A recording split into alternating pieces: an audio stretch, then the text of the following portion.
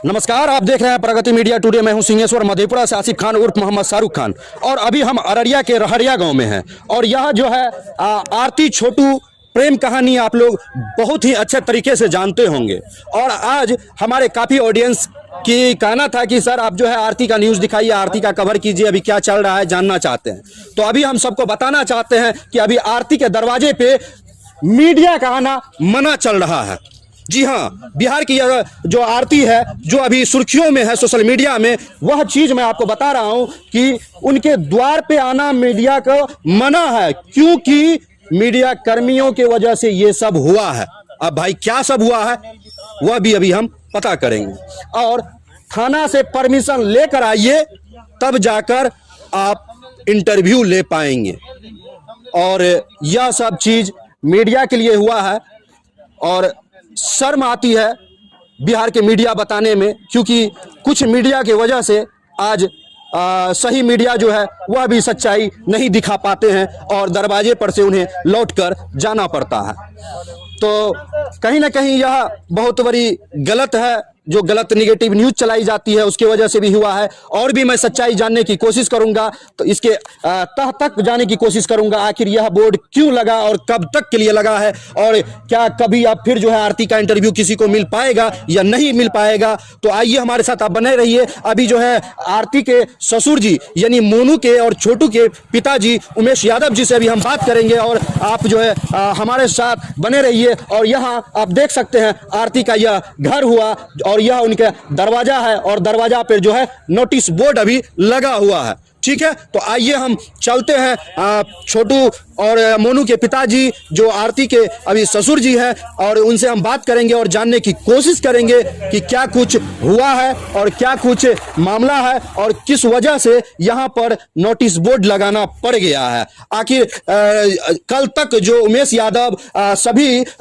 News चैनलों वालों को, सभी पत्रकार भाइयों को, बंधुओं को अपना इंटरव्यू देते थे, अपने बेटा से दिलवाते थे, अपनी पत्नी से दिलवाते थे, अपनी पुतौह से दिलवाते थे, आज वह उमेश यादव जी को आखिर बोर्ड क्यों लगाना पड़ा, नोटिस बोर्ड क्यों लगाना पड़ा, तो इसी के जवाब मांगने के लिए, इसी का पड़ताल में आज मैं पहुंच चुका हूं अररिया के रहरिया गांव में। और यहां पर हमारे साथ में आप देख सकते हैं उमेश यादव जी हैं, और इनसे हम अभी बात करेंगे और जानने की कोशिश करेंगे कि कल तक जो आसानी से इंटरव्यू मिल जाता था मीडिया को, आज यहां नोटिस बोर्ड क्यों लगा है। तो सबसे पहले तो सर आपका बहुत बहुत धन्यवाद कि इतना कुछ होने के बाद भी, और हम मधेपुरा से आए हैं और आपने मुझे समय दिया। ठीक है, तो सर क्या मामला है, पूरी मामला मुझे बताइए। देखिए, ये मामला जो है बबीता मिश्रा जी आए थे, वो इंटरव्यू हमसे मांगे, इंटरव्यू उनको हम दिला दिए। इंटरव्यू के बाद में लास्ट में वो पूछने लग गया से आरती से आप किनका नाम छटवाना चाहते हैं। इसी बात पर जो है थोड़ा हो हल्ला हुआ।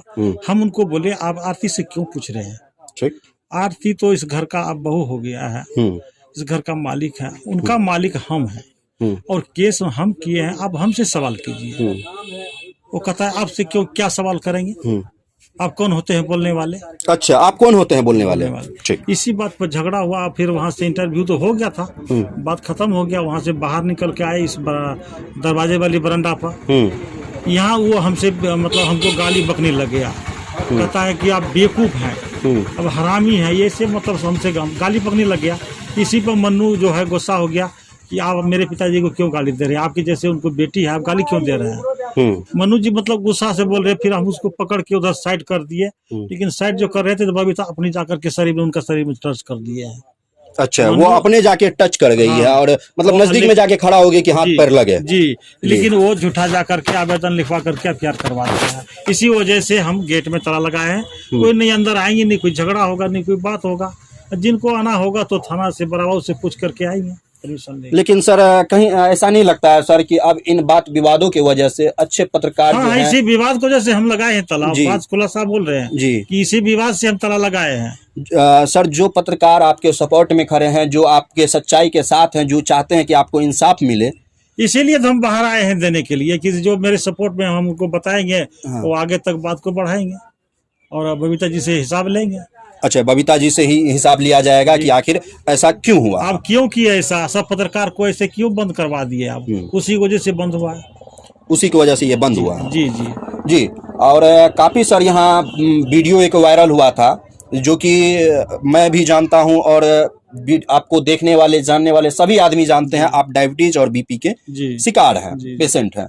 और चाची भी, उनका भी स्वास्थ्य जो है बहुत ज्यादा कमजोर रहता है। उस दिन जो झगड़ा भी जो हुआ हाँ। था, उस दिन हमको हमारा जो है ना बहुत ज्यादा शुगर बढ़ गया, बहुत ज्यादा प्रेशर बढ़ गया। उसी कारण से जो है ना थोड़ा हम भी मतलब गुस्सा हो गए थे, नर्वस आ गए थे। मतलब बीपी हाई होने के बाद ऐसा अक्सर होता है। जी। अब मेरा पत्नी भी गिर भी गया था, लेकिन उसमें जानते हैं बबीता जी क्या बोला था, ये लोग नाटक कर रहा है। देखिए हम तो पहले से दुखी हैं, ऊपर से आकर के दुख दे दिया, फिर कहता है कि ये नाटक कर रहा है। जी नहीं, किसी का जवान बेटा अगर मर जाता हो और उसके माँ बाप के दिल पे क्या बीतती है, आप एक बार उसके जगह पे पहुंच के देखिए, वैसा महसूस करके देखिए। कोई नाटक नहीं करता है, उसकी माँ कोई एक्टर नहीं है, उसकी माँ माँ है। और वह कब बेहोश होती है मैं भी आपको बता देता हूं कि वह शुरू से लेकर अंतिम क्षण तक सबको बाबू नूनू हे हो करते हुए, संभालते हुए, हल्ला नहीं करी, छोड़ दह नूनू, स्थिर रह, इसी तरह से समझा रही थी। और जब उन्हें लगा कि नहीं अब कुछ ज़्यादा बात हो गया, ज़्यादा मतलब वो माइंड पे ले ली, तो उसी दरमियान वह बेहोश हो गई। और बेहोश कोई नाटक नहीं था सर, और बेहोश होना उसका जो है लाजमी था। शरीर कमज़ोर है, वह भी, उसका भी सेहत अच्छी नहीं रहती है। और इसी वजह से जो है, रही बात शादी की, तो शादी का सर क्या मामला है? मतलब सबका कहना है कि शादी जो हुआ है, हम समाज को लोग करके बैठाई, समाज को, आदमी को 25 तारीख को शाम में, कि समाज से बहुत तरह तरह की बात निकल रहा था। गांव का लोग बोल रहा था, कितना आदमी, कि देखिए कुमारी लड़की को उमेश यादव क्यों रखा है, कितना दिन ये रखेगा, इसके घर में 10 आदमी आते जाता रहता, पता नहीं क्या करता है क्या नहीं करता है। बहुत सारा मतलब उस पर कीचड़ जो है उछाल रहा था आदमी। इसीलिए करके 25 तारीख को, हम 24 तारीख को मेरा बेटा मन्नू बाहर से आया था गुजरात से, और 25 को हम लोग को बैठाए। तो सब समाज का आदमी का मतलब विचार विमर्श हुआ कि देखिए दूसरे घर का लड़की को आप कितना दिन रख सकते हैं, ये रखना उचित नहीं होता है। जो है मन्नू से शादी इनको कर दो, मन्नू से शादी कर दो। यह सामाजिक तौर पे सबका जो है सलाह और मशवरा, सबके सलाह मशवरा से हमको भी कहे, तो हम भी बोले कि आप लोग जो कीजिएगा हम तैयार हैं। बोला मन्नू से पूछो, तो मन्नू से भी पूछे, तो मन्नू बोला पापा जो कहेंगे हम मान लेंगे। ठीक है। आरती भी बोला कि पापा जो कहेंगे हम मान लेंगे। गार्जियन को ही सौंप दिए कि जो गार्जियन करेंगे हम उसमें खुश रहेंगे। हम लोग को अच्छा लगा कि नहीं, तो इसमें ना तो गलती अभी हम आरती की दे सकते हैं, ना ही मोनू का दे सकते हैं, क्योंकि गार्जियन आप दोनों तरफ से गार्जियन खुद बने हुए हैं। और तो हम सोचे कि अब कितना हम टेंशन दिमाग पे लेते हैं। रात को जानते हैं आरती की वजह से रात को हमको नींद नहीं होता था, किसे कुमारी है घर में, इसको किस तरीका रखें, कोई आंच नहीं आ जाए, बहुत सारा दूसरे की बेटी है, दूसरे घर की इज्जत है, हाँ कुछ हो जाए, यही टेंशन दिन रात को हमको नींद नहीं होता था। जिस दिन से शादी हुआ थोड़ा उस दिन से सुकून मिला, लेकिन इधर तो ये पूरा उछाले कर दिया सब कि आप शादी क्यों किए। इससे पहले सवाल कर रहा को लेकर मीडिया में पहले सवाल कर रहा था मीडिया कर्मी जो भी आते थे कि शादी कब कीजिएगा आरती जी, और जब शादी हुआ तो आप कर रहा है शादी आप क्यों किए। सर सोशल मीडिया में और न्यूज़ पे या कहीं भी देखते हैं तो यह देखने को ज़्यादा मिलता है और चर्चित में है कि हिंदू धर्म में 1 साल रुक सकते हैं, तो 4 महीना में ही शादी करना क्या ऐसी जरूरी थी? देखिए वही जरूरी तो बताए कि इससे समाज में बहुत सारा बात निकल रहा था, यही परिस्थिति पर हम शादी किए हैं। जो 4 महीना में इस तरह से निकल गया तो आगे क्या होगा? आगे क्या होगा नहीं होगा, हम इसी सोच करके उस चीज को नहीं देखे हम शादी करवा दिए। ऐसा परिस्थिति अगर डैमेज हो गया तो क्या करेंगे, हमको तो शादी करवाना। जी, आपका साफ तौर पे कहना है कि देखिए 4 महीने में अगर किसी के घर की बेटी को इज्जत को अपने घर में संभाल के रखे हुए हैं तो 4 महीना में ही गांव समाज में बहुत तरह की बात निकल के आने लगी सामने, और सोच सकते हैं कि साल भर अगर रुकते तो कितना कुछ हो जाता। तो उसी की वजह से, और रही बात मुद्दे की, तो मुद्दे की बात यह है कि न्याय किसको चाहिए, तो न्याय छोटू के पिता को चाहिए, ठीक है। और छोटू के पिता को न्याय चाहिए, उसके लिए गवाह कौन है, तो आरती है, ठीक है। आरती गवाह है, तो अगर आरती की शादी किसी दूसरे घर में होती, जिस तरह से मीडिया भाई बार बार आते थे आरती शादी कब करेगी, शादी कब करेगी, तो अगर वह कहीं और शादी करती तो इनको तो न्याय नहीं मिल पाता, क्योंकि जिसके घर में वो जाती उनके हिसाब से उनको चलना पड़ता, वो नहीं आने देते तो क्या आरती आती? नहीं आती। आरती भी बोल रहे थे कि हाँ। हम जो शादी अभी कर रहे हैं तो सिर्फ छोटू के लिए कर रहा हूं, अगर शादी नहीं करेंगे छोटू को इंसाफ हम नहीं दिला पाएंगे। जी, बहुत बड़ी दूसरे बात है। घर में हम जाएंगे तो हम इसको इंसाफ नहीं दिला पाएंगे, इसलिए हम मनु से शादी कर रहे हैं कि हम छोटू को इंसाफ दिला देंगे। जी, यह बहुत बड़ा आपका फैसला और बहुत ही अच्छा रहा, जहां तक मेरी नजर जाती है इस फैसले को लेकर, क्योंकि अब आप एक परिवार हो गए हैं, एक सदस्य हो गए हैं, अब आप सब मिलकर छोटू के इंसाफ के लिए लड़ाई करेंगे। जी, ठीक है, तो अब यह बहुत ही अच्छा हुआ। और मैं तो कहता हूं ऐसे माँ बाप पर सभी को गर्व करना चाहिए कि जिनके जवान बेटे को इनके आंख के सामने में तड़पा कर बेरहमी से मार दिया गया, उनकी जवान बेटी को अपने घर में लाकर संभाल कर रख कर आज उसे अपना बहू बना लिए हैं। सोचिए, अगर यह बहू नहीं बनाते, अगर यह सिर्फ अपना काम निकालते तो उनसे गवाही दिलवा देते, और वह देने के लिए तैयार भी थी गवाही। ऐसा नहीं है कि गवाही नहीं दे रही थी, बार बार वह मीडिया में आकर सच्चाई जो है बता रही थी, बयान कर रही थी, लेकिन इन्होंने उसका भी ख्याल किया कि नहीं, कहीं ना कहीं मेरे बेटा से उनको भी लगाव था और हमारे परिवार में इतना 4 महीना रही है, सबको लगाव हो गया, अपनापन हो गया, तो ये सोचिए इसी रिश्ता को हम बरकरार रखते हैं। और उसी क्रम में जो है शादी हुई। शादी करने की कोई जल्दबाजी नहीं थी, शादी करने की बस यही जल्दबाजी थी कि 4 महीना होते होते गांव समाज में, जब यह गांव समाज है, यह कोई बड़ी शहर नहीं है जो छोटी बात भी भूल जाए और बड़ी बात भी भूल जाए। यहाँ फुंसी का भुकंदर होता है, उसका भी बाल का खाल निकाला जाता है। तो यहाँ घर में जवान बेटी थी, राह चलते बहुत सारे चौक चौराहे पे बहुत ज्यादा चर्चा होता था, उमेश यादव के घर में लड़की है, जवान बेटा है, क्या होता होगा, नहीं होता होगा। उमेश यादव का नींद खत्म था रात का, सोच के कि रात में हम सोते हैं, क्या होगा नहीं होगा, मतलब प्रहरी करते थे। और इनका साफ तौर पे कहना है कि जब से यह शादी किए हैं अब इनको राहत है कि चलिए अब हमारे घर की वह सदस्य हो चुकी है, अब हमारी घर की वह इज्जत हो चुकी है, अब हमारे साथ साथ हमारा बेटा भी उसका ख्याल अच्छे से रख सकता है। क्या सर, यही बात है? जी जी जी। तो सर इसमें क्या मैं कुछ गलत भी बोला हूँ? जी नहीं, बिल्कुल सही, बिल्कुल सही। हाँ, और रही बात कि सर दरवाजे पे कब तक मतलब हम लोग इंटरव्यू ले पाएंगे, या सर कब तक के बाद ऐसा क्लियर कुछ है बता देते? देखिए, पहले वो केस वाला देखते हैं, मामला सुलझ जाता है, इसके बाद जो है फिर इंटरव्यू मिलेगा। अच्छा, लेकिन मेरा कहना है कि इसे जो भी मीडिया गलत सलत चलाते हैं, अब ऐसा मत कीजिए और किसी को जीने दीजिए, आरती को अब इतना मत तंग कीजिए, जीने दीजिए उनको। जी, तो देखिए कि साफ तौर पे क्लियर अभी हमारे साथ में उमेश यादव जी थे, और यह आरती के ससुर हुए, छोटू मृत जो हो चुके हैं उनके पिताजी हुए, और अभी मोनू के पिताजी, यानी छोटू मोनू के पिताजी हैं, और आरती के ससुर जी हमारे साथ में उमेश यादव जी थे। और क्या कुछ यह हमें बताए हैं आपने भी सुना। और यहाँ पर जो मीडिया के वजह से दरवाजे पर अभी लॉक लगा हुआ है, सेटर लगा हुआ है, इस पे भी बताए कि आखिर ऐसा क्यों हुआ है।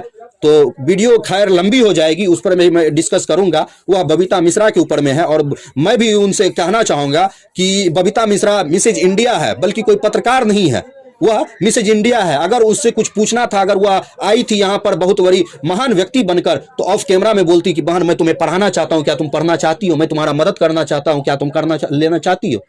यह सब सवाल नहीं कर फालतू सवाल किए, और जिसका कोई जरूरी नहीं था, और जो सवाल उनसे किया गया था शायद वह सवाल जो है उमेश यादव से करते तो बेहतर था। और बार बार यह कह रहे थे कि देखिए उन सवालों का जवाब मैं दूंगा, आप उनसे मत पूछिए।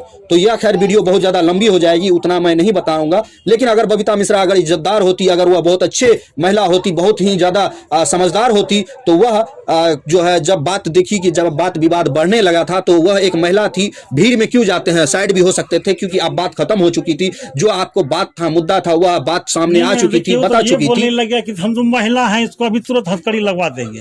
अच्छा, महिला है तो क्या हथकड़ी तुरंत लगवा दीजिएगा? वही वो सवाल किया था हमसे, क्या भी आपको हथकड़ी लगवा देंगे हम। मैं एक बात बता दूं, जो मोनू किया ना वह सही नहीं है, लेकिन उसके जगह कोई भी रहता, अगर कोई हमारे बाप के साथ भी अगर हमारे सामने में अगर बेवकूफ बोल देगा ना, तो कुछ ना कुछ तो हो ही जाएगा। लेकिन वह बेचारा में इतनी संयमता थी कि गुस्सा तो था उसके अंदर, लेकिन वह जानबूझ के हाथ नहीं चलाया। अब किसी जवान बेटे के सामने उसके बाप को बेवकूफ बोल दीजिएगा, आप इतने बड़े लोग हो गए हैं कि उसी आदमी के पास आप आए हैं इंटरव्यू लेने के लिए, और आप बोल देते हैं बुर्बक हो तुम, बेवकूफ हो तुम। ऐसा नहीं होता है, ठीक है ना। और उसी क्रम में जो है बार बार जब मोनू को पकड़ा जा रहा था ना, गौर से देखिएगा उस वीडियो को आप लोग, नहीं होता है तो फिर से स्टार्ट करके उसको देखिएगा। तो बार बार जब उनको पकड़ा जा रहा था ना, और उसके सामने में जब इस तरह का बात हुआ ना, तो बस वो उस समय ये नहीं देखा कि आगे में कौन खड़ी है। वो जो ऐसे करके दे हाथ मतलब कि झपटा ना छुड़ाने के लिए पापा से, बस उसी क्रम में थोड़ा सा हाथ लग गया। और हाथ लग गया तो देखिए बबीता मिश्रा जी को कितनी महान बनती है कि जाकर एफआईआर कर दी मोनू पे कि हमारे प्राइवेट पार्ट को टच किया गया। अगर प्राइवेट पार्ट को टच किया जाता, मोनू कोई दूध पीता बच्चा नहीं है कि इतना कैमरा और इतना रिकॉर्डिंग के सामने में उनके प्राइवेट पार्ट पे टच करेगा। ये जानबूझ के नहीं हो सकता, ये अनजाने में हुआ है। और बबीता मिश्रा जी, आपको समझना चाहिए कि यह गलत है और गलत है। आपको एफआईआर जो है नहीं करना चाहिए था। यह एक गरीब परिवार है। अगर आप एफआईआर किए हैं तो क्या साबित करना चाहते हैं? एक बेटा तो इसका चले गया, दूसरा बेटा को क्या करना चाहते हैं? जेल में बंद करवाना चाहते हैं? गरीब को तरपा के मारना चाहते हैं क्या? ऐसा नहीं होगा। और खास करके जब तक हमारे जैसे पत्रकार इस बिहार में है, तब तक ऐसा नहीं होने देंगे और नहीं ऐसा होगा। और जितना जल्दी हो सके बबीता मिश्रा जी, आप इस केस को उठवा लीजिए। ये आपसे हमारी दरखास्त होगी, ये हमारी आपसे गुजारिश होगी, और जितने जल्दी हो सके वह बेहतर होगा। इसलिए कि यह मामला जो है आपके वजह से तुल दिया गया है, और आपके वजह से हमारे जैसे पत्रकारों को यहाँ से आकर घूर के जाना पड़ रहा है। गौर कीजिएगा, गलती सरासर आपकी है। अगर आप अच्छे थे, समझदार थे, बहुत ही अच्छे स्वभाव के थे, ठीक है, बच्चा है, अगर गुस्सा था उसके बाप को अभद्र तरह से कुछ कहेंगे, गुस्सा पत्ती में हो गया, बात खत्म कर देते। बात को इतना बढ़ाना नहीं चाहिए था। 5 दिन उनका विनती किए हैं, हम उनसे गलती भी माने हैं। बोले कि ठीक है, गलती तो आपका है, लेकिन हम आपसे माफी मांगते हैं। हम 5 रोज मांगे। हाँ, देखिए एक चीज बहुत ज्यादा गौर करने वाली होगी कि उस समय में गुस्सा थे। चचा को बता दिए हम पहले भी कि बीपी था, बढ़ जाता है, तो गुस्सा में कोई भी आदमी है तो कुछ हो जाता है, बोल देते हैं कुछ ज्यादा। तो उसी समय में जो है चचा थोड़ा गरमाए हुए थे। और लेकिन बाद में एक वीडियो बना जिसमें इसका पूरा फैमिली, पूरा परिवार है, जिसमें मोनू है, आरती है, चाची जी हैं और चचा जी हैं, चारों आदमी मिलके सभी जो है। क्या आपको अच्छा लगता है? इतने बुजुर्ग हैं जो कुछ गलती नहीं किए हैं, सिर्फ अपने बेटा के इंसाफ के लिए भटक रहे हैं, उनका जो है आप बार बार टॉर्चर करते हैं, आप उनके बेटे पे एफआईआर कर दिए हैं। ये क्या आपको अच्छा लगता है? बिल्कुल नहीं। तो आप थोड़ा सा जो है इस बात को गौर कीजिए, और हो सके तो केस को उठवा दीजिए, क्योंकि यह जो है आप देख ही रहे हैं बार बार। अब क्या, आप तो पूरे बिहार जान चुका है कि उमेश यादव गलती किया है या नहीं किया है, लेकिन माफी जरूर मांगा है, ठीक है ना। और मोनू यादव गलती किया है कि नहीं किया है, लेकिन माफी मांगा है, ठीक है, माफी मांगा है। तो सबसे बड़ा मैं यही कहूंगा कि सबसे बड़ा वही होता है जो माफी को माफ कर दे और गलती को भूल जाए, क्योंकि यह जानबूझ के किया हुआ गलती नहीं है, वह अनजाने में हो गया। किसी के बाप को अगर बेवकूफ या कुछ बोल दे तो हो जाता है। तो खैर, आप देख रहे थे प्रगति मीडिया टुडे। मैं था सिंहेश्वर मधेपुरा बिहार का आसिफ खान, और अभी हम अररिया के रहरिया गांव में हैं। आरती और छोटू का न्यूज़ कवर करने के लिए आए थे, और यहाँ पर जो है बोर्ड लगी हुई थी, तो अंदर का कवर तो नहीं हो पाया, तो बाहर में चचा जी आकर अपना बाइट दिए हैं और सारा चीज़ बताए हैं। बाकी आप देखते रहिए प्रगति मीडिया टुडे। मैं हूँ अररिया रहरिया से अभी आसिफ खान उर्फ मोहम्मद शाहरुख खान। जय हिंद, जय भारत।